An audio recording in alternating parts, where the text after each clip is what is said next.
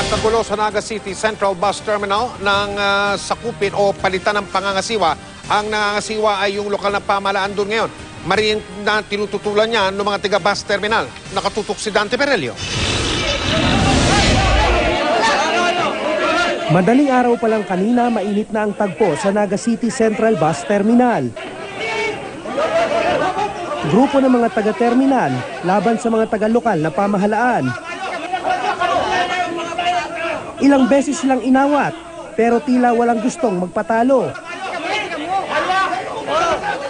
Sumiklab ang tensyon ng pigilan ng mga taga-bus terminal ang pag-take over ng lokal na pamahalaan sa terminal. Ayon sa LGU, July pa natapos ang kontrata ng FPM Corporation para mamahala sa terminal. Humingi raw ang kumpanya ng extension para i-operate ang terminal hanggang nag-expire na raw kanina ang temporary restraining order na ibinigay ng korte. Gayunman, giit ng FPM Corporation, may nalalabi pa silang 15 araw, kaya kagabi, ikinandado nila ang gate ng terminal.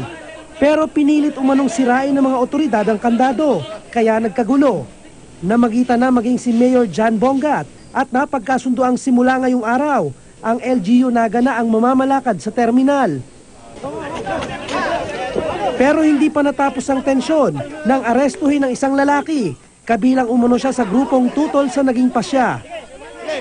Maya-maya, umangal ang lalaki na may sumipa raw sa kanya. At pinagbuntunan ng isa pang lalaki.